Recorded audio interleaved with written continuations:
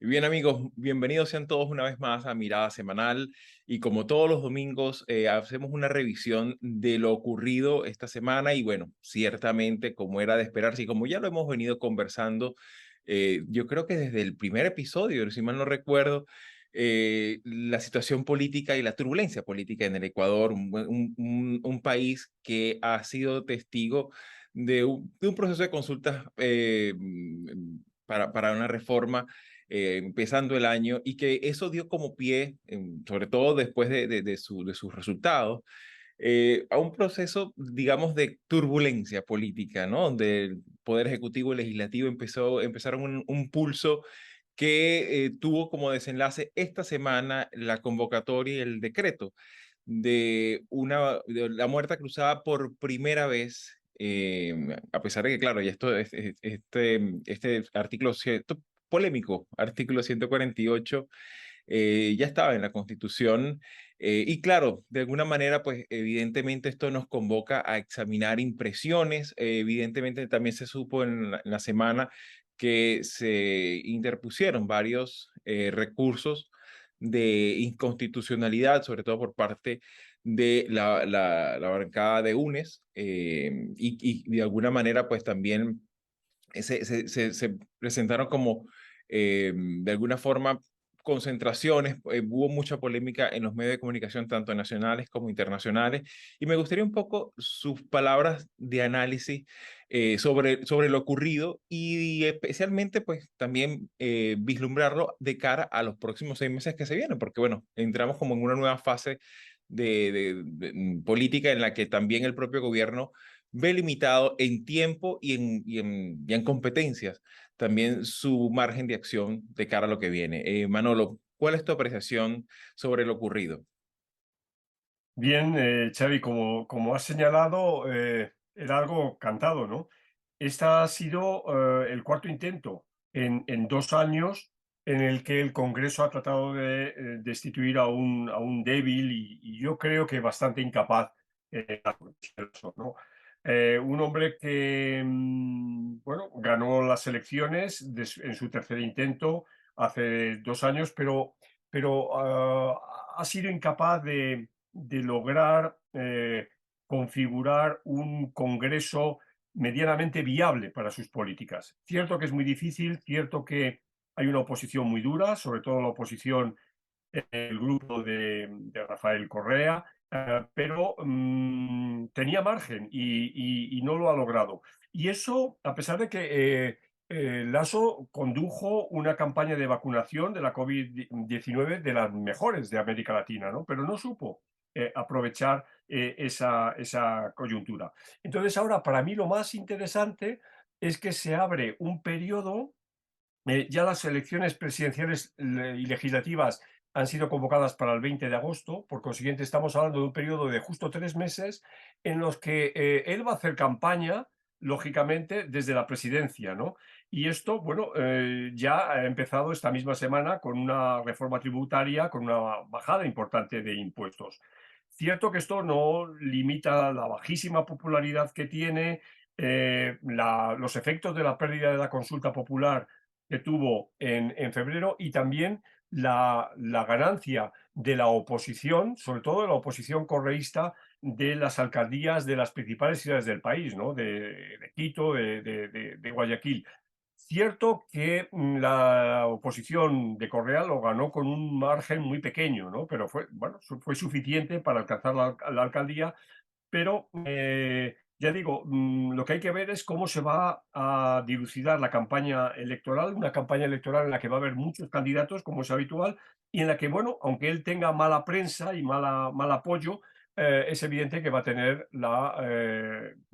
los decretos ley de emergencia económica que pueda poder dictar sin ningún tipo de restricción en los próximos meses. Claro, y que ciertamente, como bien has comentado, Manolo, hay un componente allí de obstrucción también, ¿no? O sea, ciertamente es inevitable entender esa incapacidad que ha tenido el propio Lazo incluso él mismo reconoció, recientemente salió en una entrevista a los medios de comunicación, porque una vez que lanzó el decreto, pues empezó a recibir periodistas como para explicar un poco, y él reconocía también una incapacidad, por una parte comunicacional de cara de cara al ciudadano, pero por otra parte, errores internos de su propia coalición de gobierno, sobre todo para conseguir nuevos aliados, nuevos consensos, sobre todo en el Parlamento. Y de hecho, este mes se cumpliría el segundo año de su mandato y han sido Claro.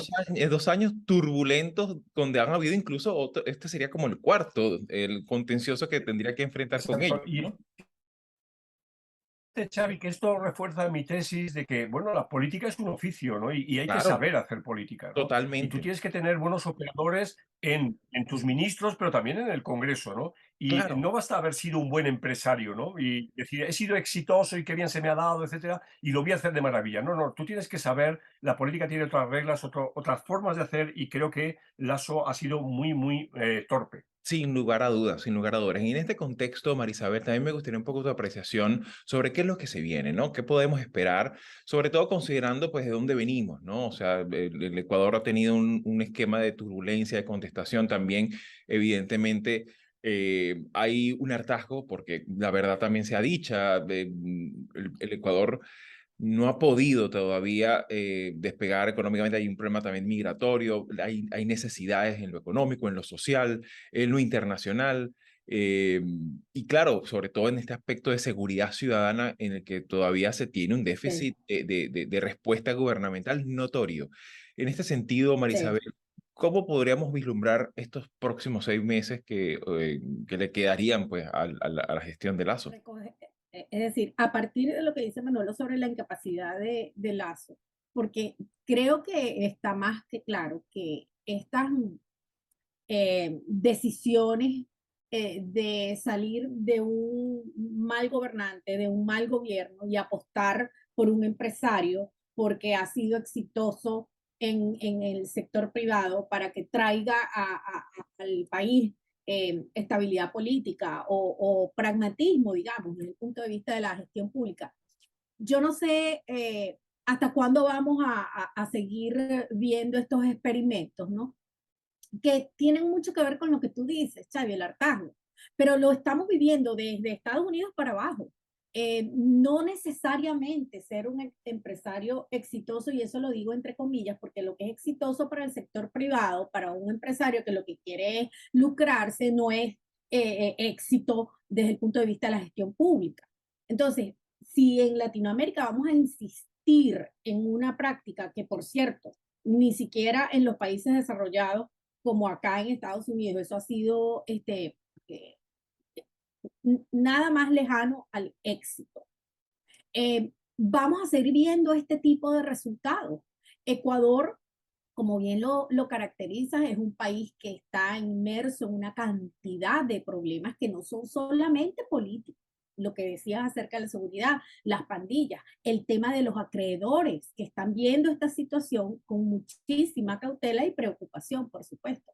¿Qué me temo yo? Que con el uso de esta disposición constitucional, lo que vamos a ver en Ecuador en los próximos quizás no en los próximos meses, digo en los próximos gobiernos, es que esto entonces aquí se perdió el miedo y vamos a ver más inestabilidad y yo creo que la discusión va a seguir siendo si el impeachment, la destitución, es una forma de negociación, a mí me parece perversa y no es ninguna forma de negociación y ahí sí, por supuesto, coincido con Manolo en el sentido de que ha sido incapaz, sobre todo, de ver la negociación política como parte de su gestión como presidente y aquí están los resultados, por supuesto. Claro, y digamos, de alguna forma, pues esto también nos llama un poco a la reflexión sobre ese carácter tan presidencialista que tiene esa constitución de Montecristi, que bueno, esto es una de las consecuencias, ¿no? También presidentes que pueden, a un criterio que puede ser muy discutible, o simplemente un criterio totalmente que digamos, la misma respuesta del Tribunal Constitucional, de la Corte Constitucional, pues evidentemente da cuenta bueno, que el criterio presidencial puede destituir o puede disolver el Congreso y ser algo totalmente constitucional y válido, ¿no?